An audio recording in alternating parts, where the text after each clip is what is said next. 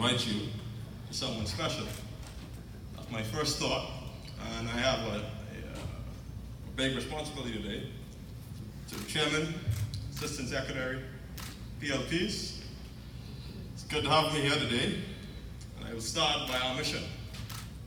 I grew up in the area of Marquis Street, the Centerville area, and every Sunday I would catch the bus at Gambler House.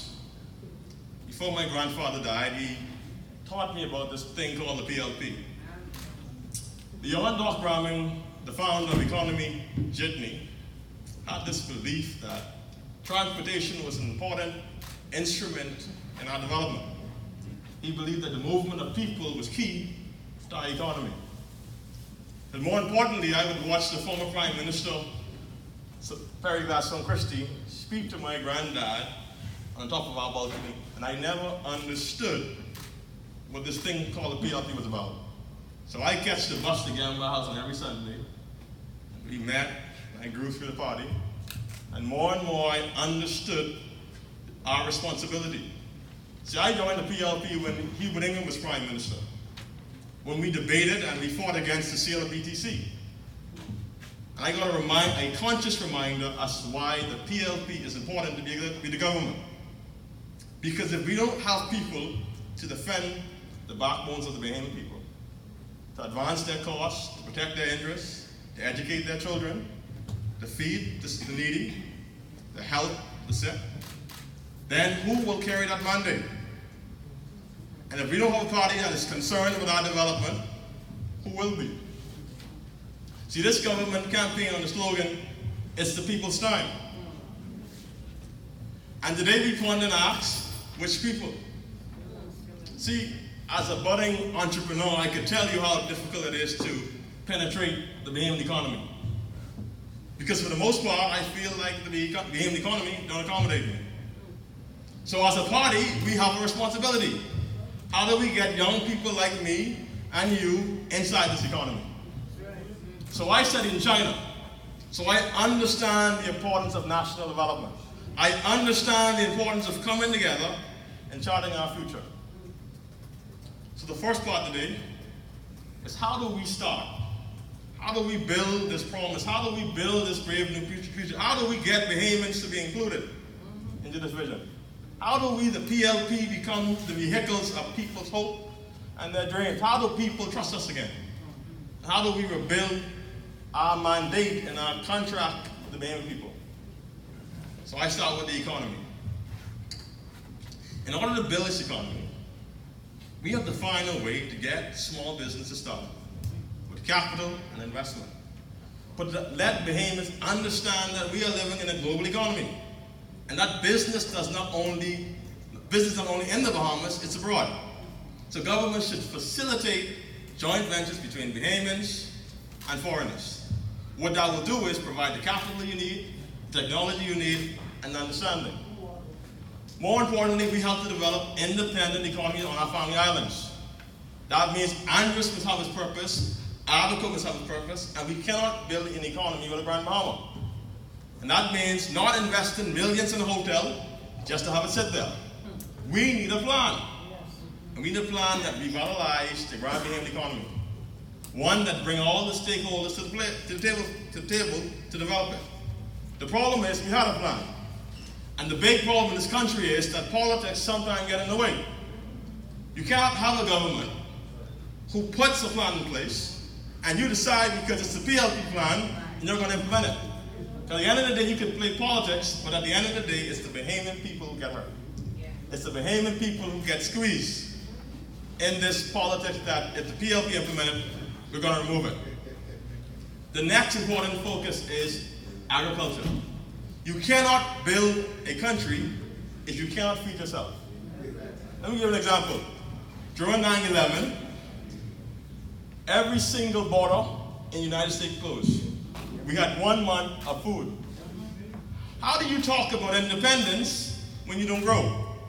We went from a country that used to grow to very little much people in the agriculture industry. So what I put forward is agriculture zones, where we give Bahamians the capital they need to grow. But we don't do it by giving the individual farmers. We create an agriculture cooperative where we bring players together, where we bring farmers together, where we connect our tourism industry with the way we grow. It makes no sense that more than 6 million people come to this country. We spend more than $700 million importing food, and we cannot see the value of growing our own food. And so we have to become better stewards of our development. And we cannot build our economy without agriculture. The next part of our growing and developing our economy is technology. The FNM is attempting to make Grand Bahama the technological hub of the Caribbean. The reason why they're failing is this. If you intend to bring companies to the Bahamas to invest in technology, and you don't support those companies, they will fail. The first company said, which is, I think, is Global Tech, said that we could not sustain our business because we did not receive the support of the government. How are you going to build a tech city without a plan? How do you govern without a plan? And so if the PLP, which I know we will, become the government, we must plan. And we must plan and meet every 5 years. Let me give an example in China. In China, every single province have a 5-year plan. They meet on how to develop the economy, the healthcare industry, and how to meet their targets. And changing governments every 5 years, PLP and FNM won't work. We have to find a way to present policies and ideas to retain the government for 10 years. Because with 5 years, we will not achieve the kind of development that this country needs. We had 30,000 people. We had 30,000 people enrolled in NHI. That was the most social, revolutionary thing that the PLP did in the 21st century, allowing Bahamians access to affordable health care. And I know that, most of you know that, we all have sick relatives. And we all know that if you can't afford to pay for your care in the Bahamas, you will die. The former Prime Minister told me the story when he was the Minister of Health. And he said there was only one dialysis machine in the country. And he had to make a decision as to whether a child would live or his best friend would live. And ultimately the policy at the time was that children should get preference. No independent country, no developing country should have to make those kind of decisions. And I don't speak as if the challenges we face are easy to fix.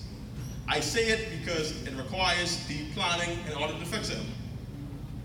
And I know for fact, to this fact, that the FNM is not up to task. Because when we implemented national health insurance, we said that we'll do primary care. They say they'll do catastrophic care. That's the difference. If you prevent people from getting sick, as opposed to treating them, what cost the most? Why not prevent someone from getting sick instead of curing their illness? Exactly. So we said, let's start a primary care. Let's build clinics and mini hospitals on Family Island so people could get access to care. Because it makes sense. If I could go to the clinic, why go to the hospital? And it reduces the strain on Princess Margaret Hospital. Because the PLP had a plan to care for the sick. We got a plan for Bahama. That plan started with an integrated airport, an airport gateway, more airlift. This is the same plan, the same hotel that they call fake. See, what I say is that that's a different in our approach. We don't just say things, we plot it. And we connect our policies. So everything makes sense. And the problem with this government is they have policies that don't connect to making sense. So I won't focus on them because you could make your own assessment. I would say this. This next general election is important for the PLP. Very important. It's important for our country. It's important for our future. I don't try to get inside of the political back and forth, only when necessary. But I will say this. There are so much things at stake. The way we educate our children, the way we give health to the sick, many is at stake. I don't know about you, but we could see a shrinking middle class. Oh, yeah. But people cannot afford to pay their bills and cannot afford to feed themselves. So I'll end with this. And here's the vision. And here's how we get there. We have to build a country that is knowledge-based. We have to build a knowledge-based economy. We have to improve our productivity. People must invest in the Bahamas because we have the best labor force. If we cannot manufacture, if we don't have natural resources that can help GDP, then our people must become our natural resource. People must say that the Bahamas have the most skilled, labor, and talent, and that's why we will invest. Because an investor will make a decision. If I have to spend millions of dollars training people, I can go to Korea, Japan, where the labor force come ready. So we have to improve our productivity. And our over-dependence on the tourism industry won't be enough. Achieving 1.5% GDP growth won't be enough. We have to find a way to get to 3%. That's the only way we can get this economy to strive. So PLPs, I say this. We all have a role to play. Not everyone will be a member of parliament. Some will have to knock on doors. Some will have to create policy. Some will have to advocate. Some will have to fight. That's our organization. We all have a role to play. We won't all go to parliament. We could help those in parliament. We have a historic responsibility, a burden that carries the hopes and aspirations of our people. If the PLP fail, then who can the Bahamian people depend on? That is our responsibility. That is our burden. That is on our conscience. That is where we find ourselves, at this crossroad in this time. Where in a country we cannot keep our lights on. In a country where people say the tourism industry is performing the best in history, where the people in the industry cannot feel it. Where the dignity of workers are challenged. Where unions who are fighting for the advancement of their people and their members and their concerns fall on their affairs. And if the PLP do not defend the unions, then who would? If the PLPs do not defend the teachers, then who would? If we don't defend the nurses and the doctors and the hotel workers, who would? And that's our responsibility. That's my responsibility. That's your responsibility as a party. And we cannot fail in that responsibility. We cannot move ourselves from the interests of the people. Because that is our goal, to wipe every tear from every eye. And it cannot be achieved in 1 day and 2 months or an election. It's a continued process. We achieve political independence. Now it's time to achieve economic emancipation. Empowering our people to own their economy. Putting them first. So, Man Branch, I thank you for having me. I know that you play a very critical role in our country. Because now more than ever, we need men. Amen. We need men to step up, to do their role, to do their part. And so thank you for having me. Thank you for listening. I'm a short speaker. Any more questions? Well, thank you so much. You see the brilliance we have in this country. You see that, right? I'd just like to open up the floor if anyone has any questions they'd like to ask. Your idea about agricultural and economic zones is a very good one. What is your idea, or what are your ideas about how we can go about improving the quality of our workers and improving productivity? Well, I think one of the key parts that the PLP must promote is retooling our workforce. One of the things we did with the NTA, which targeted young people to get them to have some of the soft skills, is an approach. My view is that we have to bring solutions to the problem. Proximity solution, right? So BTVI should have satellite campuses in the cities. So there should be a BTVI in Baintown and Centerville so people could have accessibility to the solutions. I think that is key. The next part of the problem is, and this is a social problem, is how do we value education, right? When you try to evaluate China or Finland or European countries or Sweden, we make investment in education. We hire the best teachers. The problem is education is not seen as a social tool to advancement. So until we find a way to make education key to surviving, we'll have a problem. So we have to find a way to redefine the value of education and put investment behind that definition. Do you have ideas about how we define it? Well, it's cultural.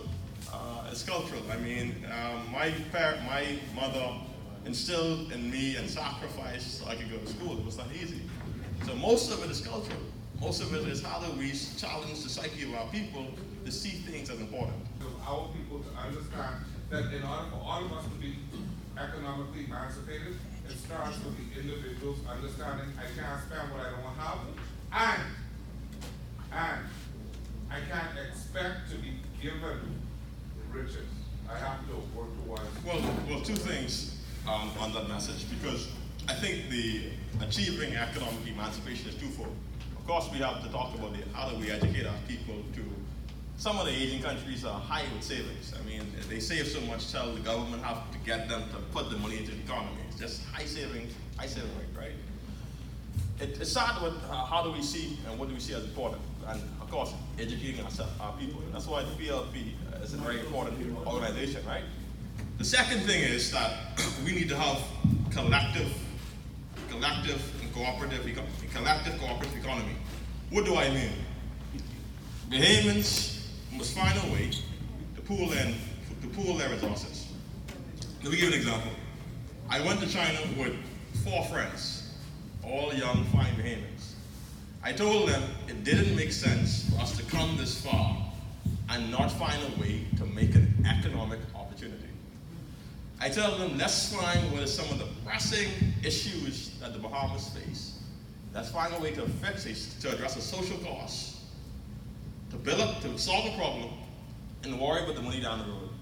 And we identify those problems. And we don't vote alike.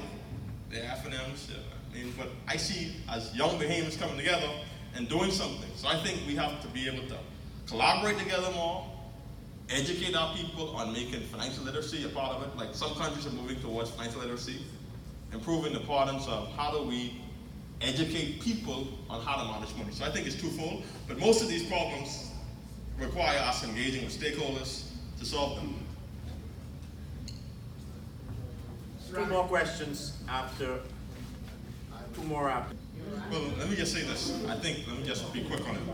That I spend a lot of time behind the scenes of the party, and we need more than PLPs to win an election.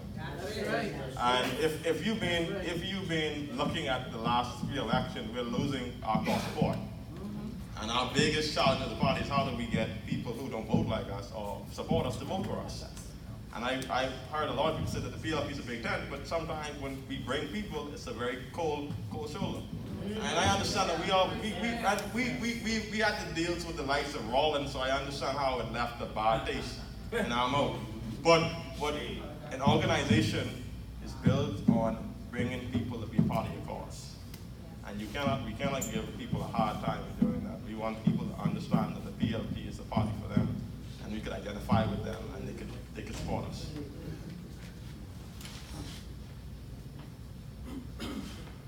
I too want to thank you for a very interesting speech. I was an economist at the United Nations. I also worked with an economic think tank. So I thought about the same things you thought about many years ago. On the surface, this country has one of the highest GDP per capita in the region.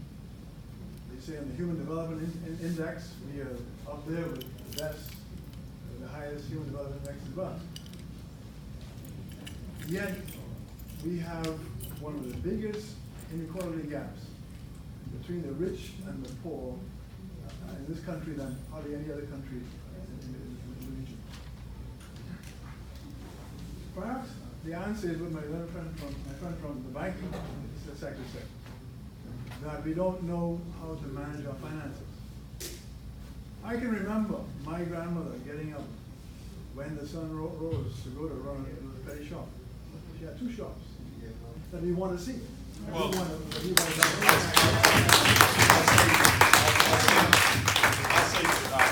I'll make 2 points.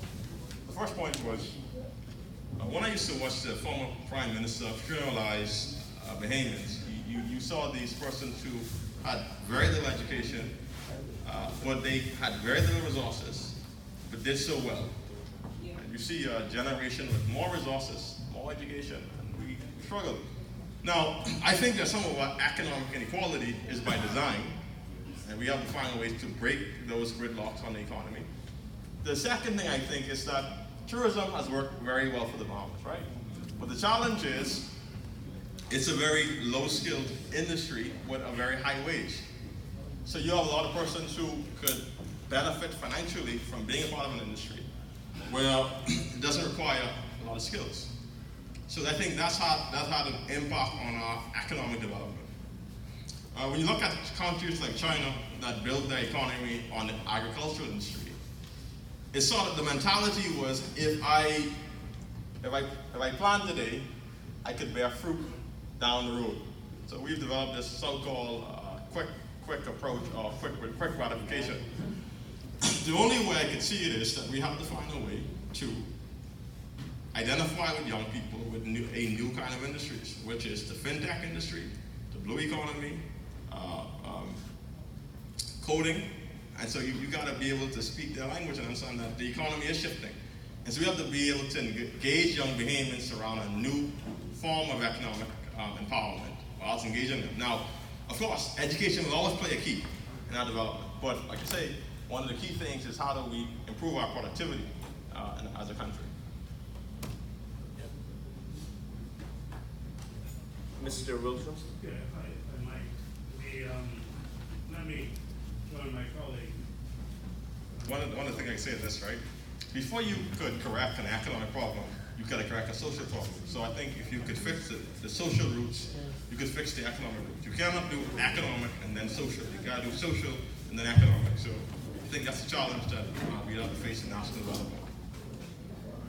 Because it is now being in Grandson is rough. It's very, very rough. And I think like being not just being a man's branch or whatever. I think like every week we could probably donate a grocery to one house in Beantown. Like I listen to all the numbers and the money. I listen to all the I listen to all the numbers and the money we're getting spent doing election and this getting spent and that getting spent, and the people still suffering. Well, I'll say this: you're from Beantown, right? Well, the first thing is that you're here because you're advocating on their behalf, right? That's the start, because now the start is that you're advocating on their behalf. You become the voice for the people in Beantown. That's politics. You came here because you want to have this meeting, right? And you wanted to advocate for their concerns. So it's incumbent upon all of us to take those concerns and champion those concerns. That's why I came to politics. My cause was bigger and advocating for people. And so with you saying that we need to do much more for the people of Beantown, you are that leader. You have to go there and join us and ask me to come along and others to come along and talk to Senator Dowd and talk to Consul Wiscombe to help you in that cause. I think the leadership starts with you. And then you bring us and we all form on how we can sit and move Beantown forward.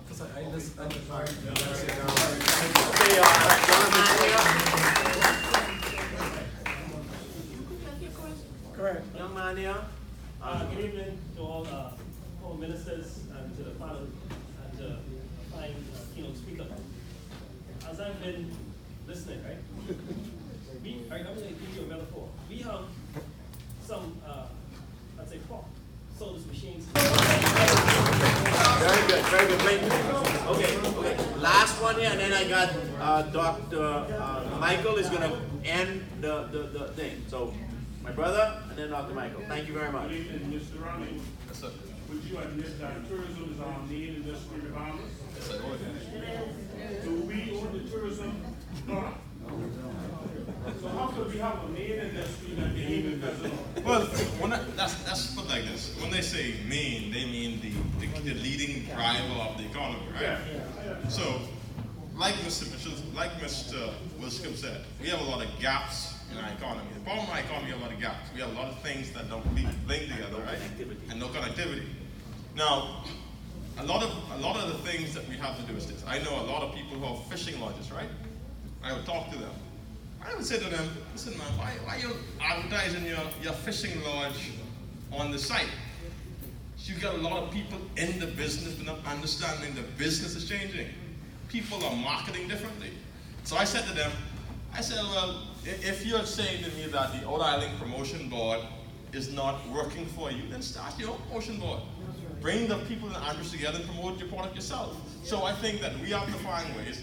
If the Jamaicans and sandals could come to the Bahamas and create a product that they could profit off, I see no reason why Bahamians cannot do the exact same thing. There are innovations in the construction industry right now where Bahamians could start their own hotel and could cost less than $1 million. I'm telling you, and we have the access to land to do it. But we have to be able to pool our resources to understand the industry is changing, and we got to be able to respond to that change. Yes, during the last administration with Mr. Wiscombe and Pleasant Bridgewater, that idea that they will bring it to Freeport, I think that would stimulate Freeport stakeholders that also. Because this is our economy. I agree with you, and before we end, I got to end with saying this. The Minister of Finance said that the Bahamas lose about $2 billion per year on providing subsidies to resorts. That's $2 billion we lose out of the economy. I think it's madness. And I understand that the tourism industry got to give us more than jobs. And I think that, it's crazy that we have to pay teachers and nurses to get developed. I think it's crazy, but Mike has one Thank more. you so much. And first of all, I'd like to join with all the speakers to commend Latrae. An excellent presentation. We've watched you bloom into something special, and I'm sure you will play a dynamic role with us when we win the next general election and start to reconstruct policies as it relates to our country. I want to commend all of the speakers because the input was awesome. And it's showing me that as the platform committee, the Progressive World Party, move from place to place to begin to structure policies around our organization, I believe that the men's branch is an awesome place for them to come, for everyone to voice their opinions, and for us to pool the information necessary so that we can present our plan to the Bahamian people as we move to 2022. But the point that I really want to make, because it seemed like the entire discussion focused on the economy.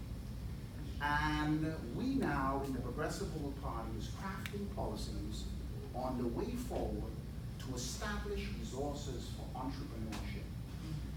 One of the problems we had, and I'm sure Minister Johnson and Minister Wiscombe would agree with me, that much of the ideas that you presented today was discussed around the table when we sat as ministers.